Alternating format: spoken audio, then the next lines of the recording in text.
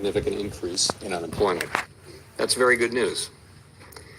But inflation is still too high. Ongoing progress in bringing it down is not assured, and the path forward is uncertain. As we look ahead to next year, I want to assure the American people that we're fully committed to returning inflation to our 2% goal. Restoring price stability is essential to achieve a sustained period of strong labor market conditions that benefit all. Since early last year, the FOMC has significantly tightened the stance of monetary policy. We've raised our policy interest rate by 5.25 percentage points and have continued to reduce our securities holdings at a brisk pace. Our actions have moved our policy rate well into restrictive territory, meaning that tight policy is putting downward pressure on economic activity and inflation, and the full effects of our tightening likely have not yet been felt. Today, we decided to leave our policy interest rate unchanged and to continue to reduce our securities holdings. Given how far we have come, along with the uncertainties and risks that we face, the committee is proceeding carefully. We will make decisions about the extent of any additional policy firming and how long policy will remain restrictive based on the totality of the incoming data, the evolving outlook, and the balance of risks. I will have more to say about monetary policy after briefly reviewing economic developments. Okay, so I just wanted to give a quick rundown there of what happened yesterday. So as you hear, basically a bunch of fluff, a lot of nonsense, to be honest. So I just wanted to share that on the very opening. So let me timestamp this very quickly. Good early afternoon, 12:19 p.m. Eastern Standard Time on this Thursday, December 14th, 2023. I'm XRP Future Millionaire, and I reside in the great state of Michigan. So pay attention to the metals markets. Be careful. Be careful in gold and silver. It's good times to accumulate, but don't let your mind just think that we're going to go up $10,000 right now. Let's enjoy every day that we get an update, but understand that we've had death crosses that we're trying to validate that could bring us down for gold to that 1930 level. But if we can sustain this rally right now, we could be shooting back up to all-time highs. With some of our mining stocks, we'll take a look at as they had a nice rally, but now they're pulling back a little bit. So we're just going to see exactly how this plays out this morning. We can see the US dollar did exactly what we expected it to do, and it's rotating down. We need to get into that. 10-year yield, I promised a couple days ago that it would be under 4%. And man, oh man. But yeah, Jerome Powell had a lot of contradiction in his speeches, Terry. But I'm going to say hi to everybody in just a second. I just wanted to get that out of the way. Please make sure to hit that like button, as it will greatly help push us through the analytics and help push the algorithm. Matt, welcome in. XRP Stu, UK Hill. Yes, definitely.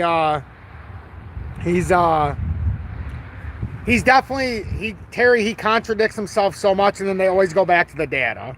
Got to look at the data, got to see the data, got to feel the data. My only concern here today with gold and the mining stocks and things like that, yes, we had a nice little reversal, but with where the US dollar is right now, I feel like gold and silver should have made a bigger move if it was meant to make a higher move.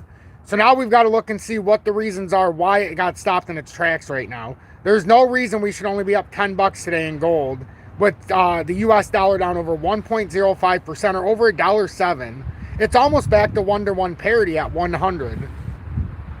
Sean Crothers, welcome in. Hopefully you're doing well over there in the great state of Maine. Appreciate you tuning in. I definitely need to get back to your messages. I have not had a chance to get on there. I've had a couple odd days here in the last couple of days, but back home now and, back where we need to be. Angela, welcome in. Hopefully you're doing well, love. Jorge, good afternoon. Michael, welcome in from Cleveland. So let's start off with the Dow. I'm going to try to do this in an orderly fashion so I don't have everybody here for like an hour. Try to get this done in my 15 to 20 minutes. It's going to take just a tad longer today. But the Dow is up 170 points or 0.46% to 37,261. I don't think this is any surprise to anybody in the community. We've been talking about this since it was making the W reversal down here in the pivot point with the US dollar. With the Dow. This pivot point down here. And we said if it held this and broke back above, you'd come back to the top of the broadening wedge. And if you broke this broadening wedge, it was expanded. If you broke out of here, your first big target was if you got on top of 36,986, which we struggled at first. Now we're on top of, now you can play out the true first real technical target of 39,816. And then ultimately, if you play the entirety of this broadening wedge, which we don't know if it will because we never came back down and retested, which means the length might just be from where I'm pointing right here down to the low here, which is why I have this first set right here, because that very well could be because of the length of the broadening wedge. Now, if it would have come back down, yes, it would have expanded out. And I also put that just in case they decide to move that whole length. But understand, 39,815 is a solid target. That's a solid technical target. If it were to get on top of there, we know based on the entirety of the broadening wedge, if we were to just put it from the top of the resistance to support where it would have hit farther down, which we never did come back down there, we're able to see. So we never did bounce back down to 30,800, so we bounced to the top side and we actually expanded out. This is what happens typically in a broadening wedge. So just for future reference, if you come up bullish, it always usually starts out as a bearish consolidation, expands the wedge after resistance, support, back to resistance, consolidates, breaks out. That's more standard of a broadening wedge. Only need 2 hits on each side to confirm a broadening wedge, and that's usually why. It's usually just a consolidatory dump down, a couple hits on support, and then it busts out of resistance. Otherwise, it would have had to come back down and come to about 30,810 and yada, yada, yada. Now, the important thing today is the DXY. We talked about if they left rates the same or even lowered them, it would force the dollar lower and it would force the 10-year to crash. Why? Because if they were going to keep rates the same, that means they were pumping into oblivion, which meant that they were going to pour the 10-year. They were pumping into the 10-year. The U.S. is the only ones buying into the 10-year. Nobody else is buying that garbage, especially when they can come out of them. You think there's any coincidence that people can start selling off their notes early and get whatever today's value is, and the government lowers it like this when it's January's right around the corner? I mean, just think about that. Think about it. So now, this looks, I'm telling you, the U.S. dollar, it looks like it's got a beeline. It's trying to make a beeline right for under the 100 parity, back down to the formation. And if it does, you're talking all the way down to 96.95. That's a hell of a drop, and I told everybody this was going to happen quick once it rotated down, and that's what's happening. It's been a quick rotation down. And we seen the death cross when it happened in the daily where I circled it. That was our first sign we're screwed. Actually, the first sign was when this rising channel over here, which we had it marked out, but I took it down just so it would look neater. This was the rising channel. Once it busted that and formed the Batman top, it was over. This death cross, lagging indicator, when it came through, it just needed to come up for validation. I call them lagging because that's what it is. It doesn't show until it comes through, and then when everybody's going short, it goes long. Then when everybody goes long, it goes short. This is typical. It got the proper validation of a rejection. This is coming down. And the technical target here, just on this little arm that fell, and I'm not even going to go all the way down to the bottom because we had a retracement back up. But like if you look at this in the death cross right where we, it's filled out that perfectly. That's your first target. It filled it out perfectly. And now for a continuation, you just need to get below this technical target and use it as resistance at some point. So now that we filled out the technical move, now you're looking to use 101.695 as their resistance. That would bring you back down to the swing low at 99.59. And then the moment you use that as resistance, then it comes down to the pattern from, I mean, look how easy that is to put the chart together for your pivot points. You literally just went for the technical target. It just happened to fill it out already. And now we have to do this. So, the dollar fell like a rock yesterday, but it fell even, I don't know, Terry. The dollar fell hard yesterday, but nothing like what it fell today. The dollar's getting slaughtered today. It didn't have anywhere near the move as yesterday. I mean, it came down, but if you look at these daily candles, you're talking about a move yesterday. We had from 104 down to 102.76. We retraced up just a tiny bit. Now we finished that move. So we've had 2 equally bad days here. Bad days for the dollar. Just in a day, 24 hours, we've come down over $2.26 on the dollar. That is insane. That's an insane drop. But we talked about it was going to happen fast and they were going to do us dirty, especially in the 10-year. We know what time we're getting to in history right now. We're getting into the time when it's legal for them to dump government bonds. You know, I think a lot of people are like, oh, you're so smart when it comes to this. It's not, it does have a sense of being smart, but that's not what makes me able to do charts. I just have a fundamental understanding of what's happening around me inside of real finance. Most of the sludge balls you watch do it on here are just looking for a payday. I could give a rat's ass about getting a payday from YouTube. My payday comes from understanding the charts, because every other investment I make, and I'm going to get into gold and B2 gold and some of the things that make me nervous, even though I should be happy. But I see something developing that could be interesting here. We might need one more strong liquidity punch. And the stronger the better. But we did get a nice, I'll talk about that when we get into it. I'm just excited about precious metals. It's very volatile, and that's a good time for trade. Under the 200-day with the government bonds and the daily, I said the best case scenario was we'd come down here. And this was when we're back at 4.7% roughly. You know, we talked about we'd have to make an inverted head and shoulders just to be able to save this. Otherwise, if they want to dump this down into early next year, they could technically bring it down to around that 2.96%. It's just if they want to do this, we could get a hold somewhere around 3.7 and maybe create an inverted pattern. I know it's coming back up eventually. It's just how far do they want to drag this? So we'll see, though. This is the perfect time for them to do exactly what they're doing. Exactly what the perfect timing. I would love to see gold take another leg up. I'll be honest, it's overdue. Crude oil up 3.21% or $2.24 a barrel. Priced in US dollars, WTI crude. Thank you to the 32 people watching the Midday Mark Report. I know it's hard when things aren't going holy smokes out of control up, but I think it's so important to watch this. Make sure to hit that like button, as it really will help push us through the algorithm and the analytics.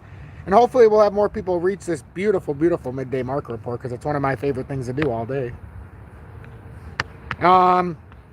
Little W reversal here. I mean, what can we really say? This pattern doesn't look great. It's at that $70 level where they're trying to use support like we talked about at the end of the year. And that's where they said they wanted to have US oil hit before the end of the year, and now it has. Now we could be putting in that inverted hammer to start the reversal.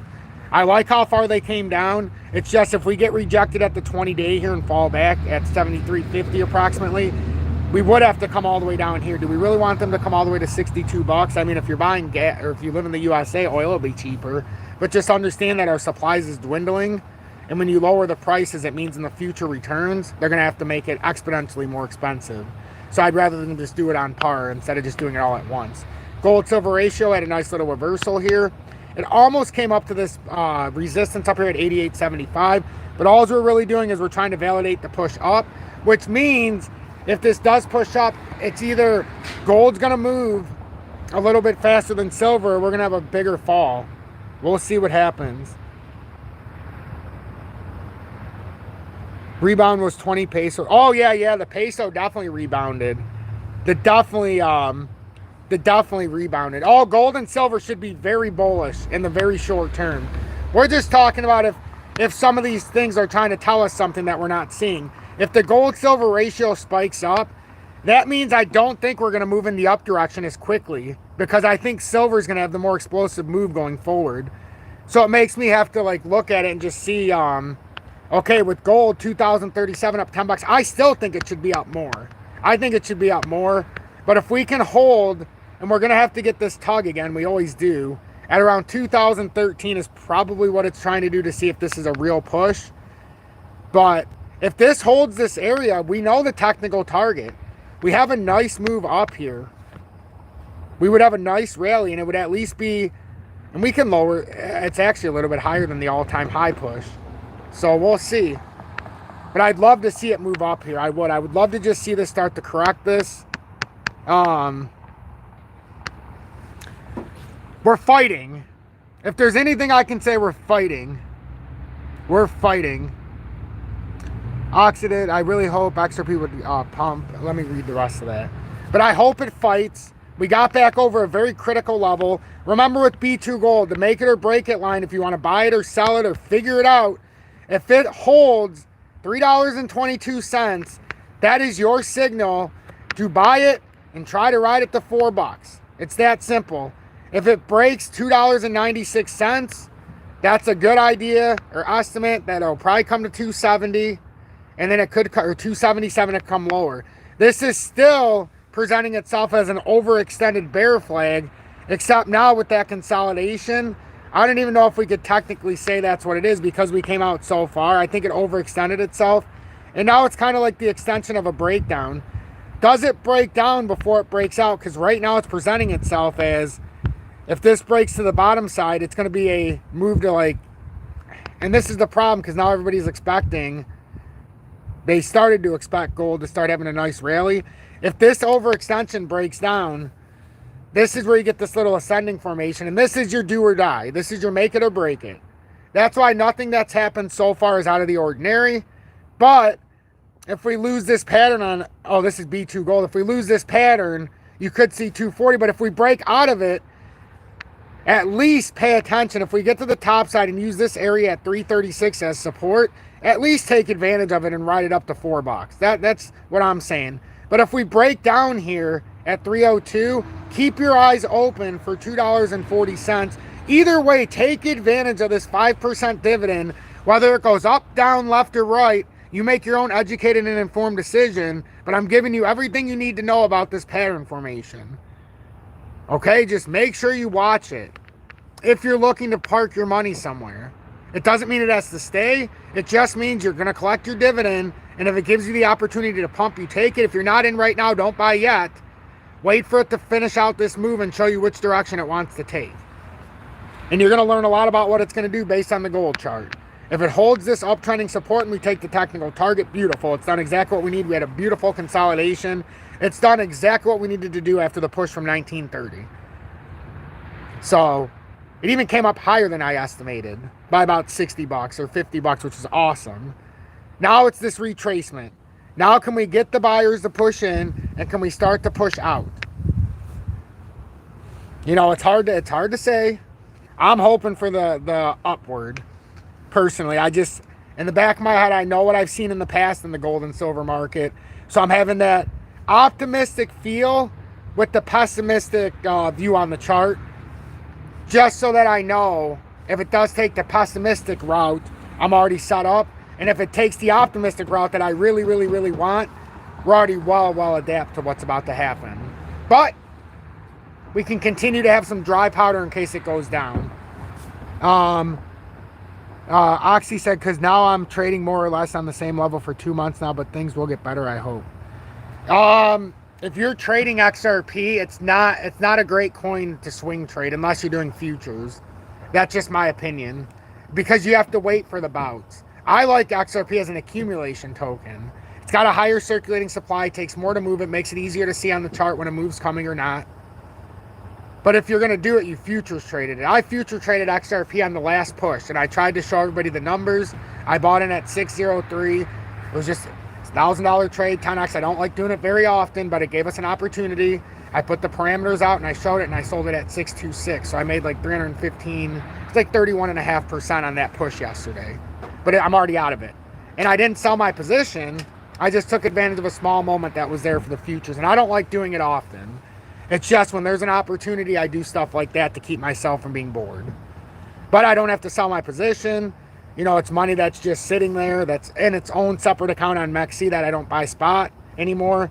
I only use that as a futures account. I've been buying my spot on BITUNIX just because I didn't need to do, and there's no KYC on there right now. When will we moon? My estimations of a true moon is not, and you guys will all be mad, is 2028. I can't change that view just because everybody wants to get it there quicker. We could have a mini bounce in 24 and 25, but the real ISO transfer happens in 2028. That's when the last banking and or financial institution can use the old SWIFT system. After 2025 in like December, they have to go to at least 50-50 parity, which means 50% would have to be run through the ISO and 50% of clientele could still be run through the old SWIFT. But for us to get maximization in the financial institutions and for proper liquidity, we need to have 100% parity, which means everything needs to be run on the ISO, and that's been pushed back out until third quarter of 28. And I've shared that many times. And then with silver, we're coming up to resistance again. The fact that this is putting in a head and shoulders pattern is another reason why I'm like, let's just get above here before we get too excited, because we've already got a left shoulder. We've got the head formation. And now if we come down and create a right shoulder, it's not great. Why didn't it put this on? That was weird. Why isn't it putting that on? Huh. There we go. All right, so left shoulder, head. If this creates a right shoulder at the resistance, you'd expect to bounce down. So let's just, before we get too excited, let's get this back up, break this resistance, and then carry out. Because if we do that, we're coming to 28 bucks. Otherwise, we still have a technical breakdown that we could come down to like 21 for liquidity, and I'm afraid that that's what they're trying to secretly build us to. I don't like that I feel that way. But I'm just paying attention to what's going on in this formation. We break out, we're looking beautiful. We break down and get this liquidity, we're looking even better if we hold. It's like, I don't know how to explain it any better than that. It's just that they've got an eyes on two separate targets here. It's just we're still in the overextension, which is good. It's just every time we try to break out, we get slapped down, and now it's overextending. You never want it to overextend too far. That means that we're lacking buyers, possibly. And then with Fortuna Silver Mines, a nice little reverse rally. This is still on its projectile. At some point, it's going to hit 437. Whether it gets a retracement to 318 first or not, that's anybody's guess. Right now, we're at a double top at 405, so at least pay attention to that. This is more of the stuff we're talking about. It came down 10 cents, so we'll see if, in fact, precious metals are trying to reverse here, or if we can get a graceful bounce up. Let's face it, we deserve it. And then one thing, because everybody keeps talking about XRP, 6342. XRP, we've talked about for the better part of many, many days. That bounced to 65 cents. It's just the problem with leverage trading. If you wouldn't have sold out, as I was talking about yesterday, at a certain level, it went all the way down, and it did the liquidity tug. Did a liquidity tug this morning. Did a couple of them, but this morning it came all the way down to 606, and then it came down, what was that, 594, but that was earlier. That was on the 13th, but that was last night.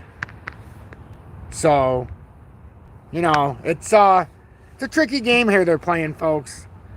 It's a tricky game, so be very careful. What it did do for XRP, though, is it gave us a beautiful bounce down, and it retested that bear flag as support. So now my target, as it's been, is 65 cents. It's just you've got to get very tricky. So if you're a futures trader, please, if it comes back down below 6198, pay attention. But right now, you're looking for a pull up to 65. We've had the liquidity tug, and everything's starting to get that reverse now in precious, or XRP and cryptos. That's the other thing. If cryptos are going to have a push up, a lot of times they pull that money from precious metals. So I'm trying to figure this out so that I can stay ahead, so that I know how much dry powder I need if I'm going to get another tug. If I don't get another tug, I'm fucking happy. I don't need another tug. I've been doing this since 2017. I'm ready to see it move up to the next level.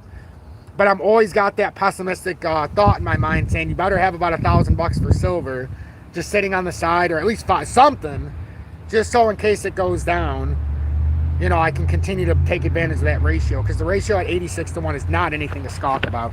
Thank you all so much for tuning in to the Midday Market Report. I appreciate each and every one of you. Please tune in at 6:30 p.m. to continue our XRP talk. Watch Crypto Solo Scrooge or Crypto Scrooge over here on YouTube if you're interested in the XRP ledger. Sologenic. He covers Corium, XRP, and things alike. The station's actually progressing very nicely, right around... he needs a little more help, though. He deserves that 1,000 subscribers. He's getting very, very dangerously close. So if you're a fan of the audience, he's been here since day one.